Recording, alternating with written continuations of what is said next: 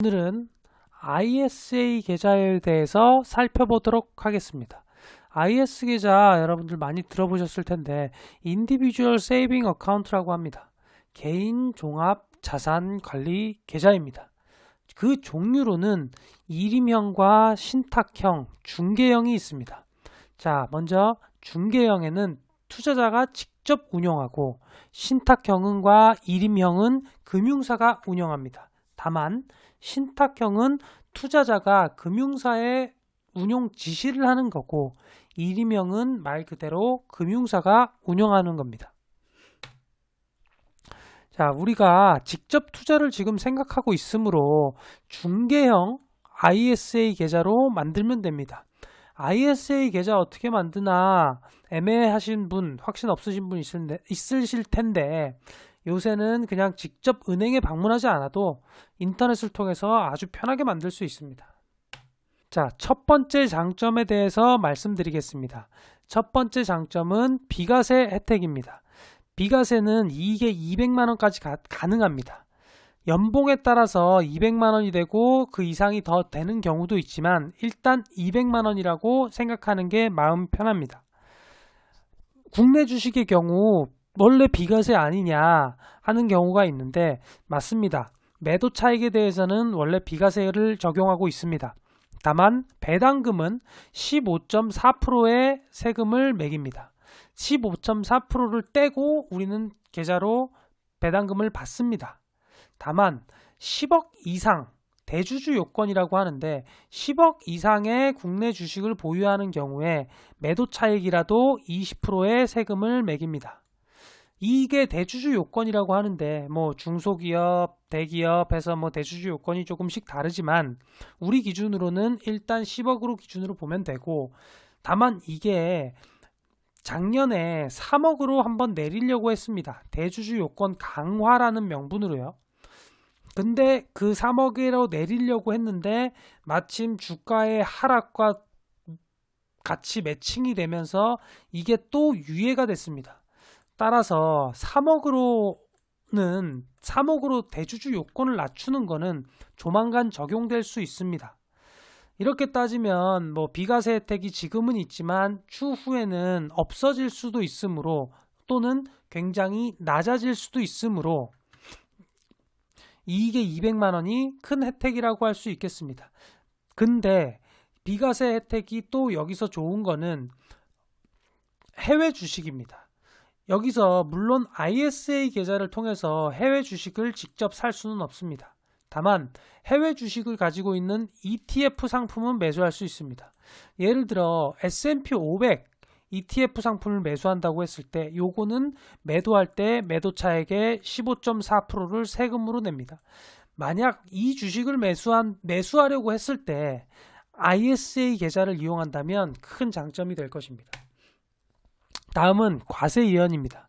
과세이연은 배당금은 15.4%의 세금을 떼고 나오지만 과세이연이 되므로 떼고 나오지 않습니다. 15.4%의 세금을 떼지 않고 그냥 바로 통장에 꽂힙니다. 그러면 그 통장의 돈을 가지고 또다시 투자를 할 수 있습니다. 이게 말하는 과세이연입니다. 다만 계속 안 내는 것이 아니고 일단 안 낸 세금을 이 통장은 기억하고 있습니다. 그러다가 출금할 때 200만원은 아까 비과세라고 했죠. 200만원은 세금을 내지 않고 200만원이 초과하는 이익이 발생했을 때 9.9%만 뗍니다. 그러면 실제로 200만원만 이익이고 나머지는 15.4%에서 9.9%, 5.5%밖에 차이 안 나는데 뭐 그렇게 큰 거냐 할 수 있지만 사실 이 과세이연은 복리라는 개념으로 접근해야 됩니다. 복리라는 개념으로 접근할 때면 15.4%의 세금을 아주 내가 출금할 때 나중에 떼는 거기 때문에 이 15.4%는 나중에 꽤나 큰 금액으로 우리한테 다가올 수도 있습니다. 다음은 세액공제 혜택입니다. 요거는 좀 미비한 혜택이라고 볼 수 있는데 뭐 ISA 계좌에 돈을 그냥 갖다 넣는다고만 해서 300만원 세액공제 혜택이 나오는 게 아니고 ISA 계좌가 만기됐을 때 만기에서 내가 이 계좌에서 돈을 출금할 때 그거를 실제로 그냥 일반 계좌로 출금하지 않고 연금 계좌로 옮긴다고 했을 때 연금 계좌로 옮긴 금액의 10%를 세액공제를 해줍니다. 그 한도는 300만 원인 겁니다. 그러니까 내가 ISA 계좌에 3천만 원을 연금 계좌로 넣으면 그거의 10% 300만 원을 세액공제를 받는 겁니다. 네 번째 장점입니다. 투자 손실에 대해서 상계가 가능합니다. 일반 계좌는 5천만 원 수익이 나면 그냥 세금을 매기고 손실이 나면 그냥 손실로 잡습니다. 그러나 이 계좌는 서로 상계가 되어 세금이 없습니다.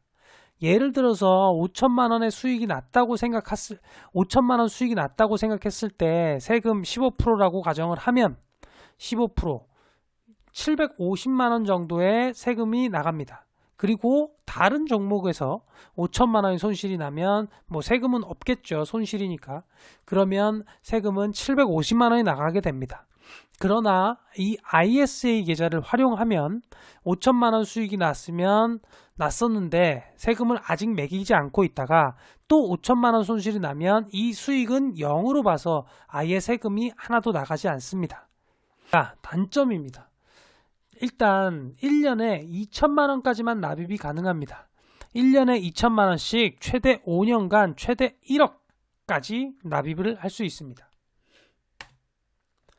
자, 3년 동안은 수익금에 대한 출금이 안 됩니다. 원금은 출금이 가능합니다. 또 해외 직접 투자는 안 됩니다.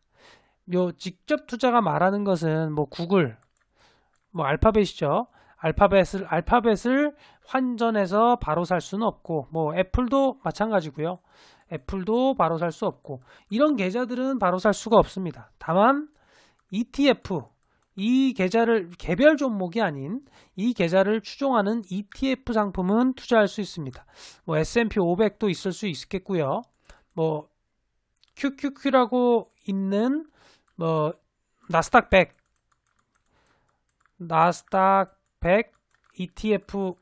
ETF 상품도 매수할 수 있습니다. 자, 결론입니다.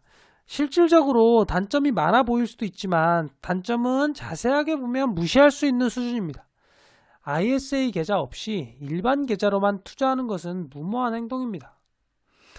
워런 버핏처럼 1년에 20% 이상씩 수익을 내더라도 이 계좌를 활용하는 것이 금전적인 도움이 됩니다. 우리는 보통 조금이라도 수익을 더 내면 된다. 그 세금이 뭐가 그렇게 중요하냐라고들 많이 생각하지만 수익을 낼 수 있는 범위는 한정되어 있습니다.